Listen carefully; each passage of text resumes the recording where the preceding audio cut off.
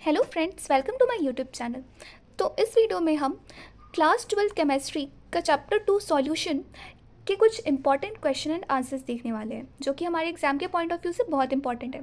तो हमारा सबसे पहला आता है मोलरिटी एंड मोलरिटी में डिफरेंस बताना है। मोलरिटी को हम कैपिटल एम से डिनोट करते हैं और मोलरिटी को हम स्मॉल एम से डिनोट करते हैं। The number of moles of solute present in 1 litre of solution is called molarity. मतलब 1 लीटर सॉल्यूशन के 1 लीटर में कितने नंबर ऑफ मोल्स सॉल्यूट के प्रेजेंट है उसे हम मोलरिटी कहते हैं। मोलरिटी हम सॉल्यूशन के रिस्पेक्ट में बताते हैं और वहीं मोलरिटी को हम सॉल्वेंट के रिस्पेक्ट में बताते हैं। तो ये बात हमेशा याद रखिएगा कि मोलरिटी को हम सॉल्वेंट के रिस्पेक्ट में बताते हैं और मोलरिटी को हम सॉल्यूशन के रिस्पेक्ट में बताते हैं। तो मोलरिटी का मतलब होता है number of moles of solute present in 1 kg of solvent is called molarity. मतलब कि 1 kg सॉल्वेंट में कितने नंबर ऑफ मोल्स प्रेजेंट है सॉल्यूट के, उसे हम मोलरिटी कहते हैं। और वहीं 1 लीटर सॉल्यूशन के उसमें कितने नंबर ऑफ मोल्स प्रेजेंट है सॉल्यूट के, उसे हम मोलरिटी कहते हैं। तो मोलरिटी का फॉर्मूला होता है number of moles of solute upon volume of solution in litres. और अगर मिलीलीटर्स में दिया हुआ है वॉल्यूम, तो number of moles of solute upon volume of solution into 1000। वहीं मोलरिटी का फॉर्मूला होता है अगर सॉल्वेंट केजी में दिया हुआ है तो number of moles of solute upon mass of solvent, और अगर सॉल्वेंट ग्राम में दिया हुआ है तो number of moles of solute upon mass of solvent into 1000 होगा। और इम्पॉर्टेंट है कि मोलरिटी का जो यूनिट होता है मोल पर लीटर होता है, और इससे कैपिटल एम भी होता है इसका यूनिट और मोलर होता है इसका यूनिट।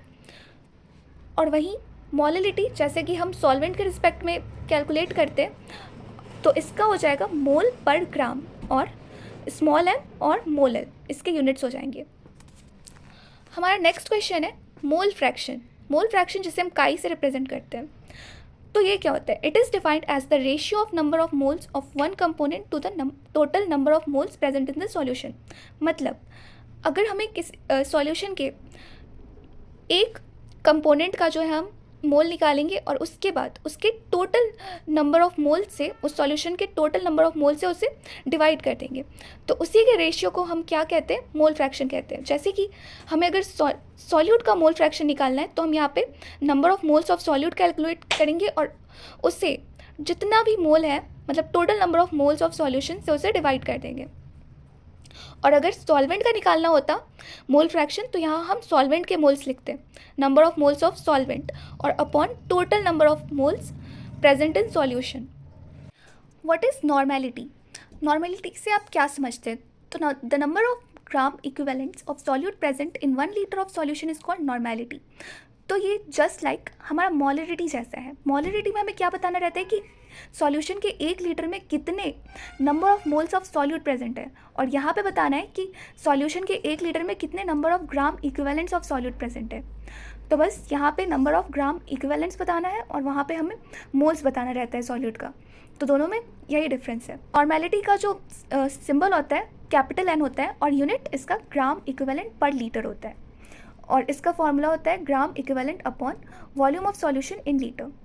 फोर्थ क्वेश्चन है what is Henry's law? Henry's law किसे कहते हैं? तो Henry's law states that the solubility of gas is directly proportional to the partial pressure of gas at a constant temperature. तो Henry's law में बताता है कि सॉल्युबिलिटी जो होती है गैस की सॉल्यूशन में, वो उसके पार्शियल प्रेशर पे डिपेंड करती है, वो उसके पार्शियल प्रेशर के डायरेक्टली प्रोपोर्शनल होती है। तो जितना ज़्यादा जो है गैस सॉल्यूबल होगा उतना ही ज़्यादा उसका मोल फ्रैक्शन होगा, और उतना ही ज़्यादा उस क्या होगा? Partial pressure of that gas होगा। तो पी से हम रिप्रेजेंट करते हैं पार्शियल प्रेशर। और जब हमें पता है कि जब भी प्रोपोर्शनैलिटी का साइन हटता है तो क्या आता है? कांस्टेंट आता है। तो हेनरीज लॉ में जो कांस्टेंट आता है उसे के एच से रिप्रेजेंट करते हैं, उसे हेनरीज कांस्टेंट कहते हैं। और जो मोल फ्रैक्शन होती है वो हमें सॉल्युबिलिटी ऑफ गैस को बताती है। नेक्स्ट क्वेश्चन है what is Raoult's law? Raoult's law क्या होता है? तो Raoult's law states that the partial vapor pressure of any component is directly proportional to its mole fraction present in the solution। यहाँ पे हमने एक कंपोनेंट लिया है प्योर A और यहाँ पे एक कंपोनेंट है प्योर B, और फिर जब हमने इसे सॉल्यूशन बनाया, मतलब इन दोनों को मिक्स किया, इसका सॉल्यूशन बनाया A + B, तो प्योर A जो वेपर्स बना रहा है वेपर्स बना रहा है और फिर जो वेपर प्रेशर बन रहा है तो उसे हम पी नॉट ए से रिप्रेजेंट कर रहे हैं, और प्योर बी के जो वेपर प्रेशर बन रहे हैं उसे हम पी नॉट बी से रिप्रेजेंट करते हैं। तो प्योर वाली जितनी भी चीज़ें होती हैं उसे हम नॉट लगा के रिप्रेजेंट करते हैं। और वहीं जब हम इन दोनों का मिक्सचर बना देते हैं, सॉल्यूशन बना देते हैं, तो इनके जो वेपर प्रेशर बनते हैं तब हम उसे partial vapour pressure of A कहेंगे। और जो बी वेपर्स बनाएगा उसे हम partial vapour pressure of B कहेंगे। मतलब पार्शियल वर्ड कब आता है? जब सॉल्यूशन बन जाता है तब आता है, और जब ये प्योर फॉर्म में रहते हैं तो हम नॉट लगा के इसे कहते हैं। तो रॉल्स हमें क्या बताता है कि जो पार्शियल वेपर प्रेशर है, जैसे हमने एक कंपोनेंट लिया ए का जो पार्शियल वेपर प्रेशर है वो प्रोपोर्शनल है किसके? ए के मोल फ्रैक्शन के प्रोपोर्शनल है। और जब हम पार्शियल प्रोपोर्शनैलिटी का साइन हटाते हैं तो क्या आएगा?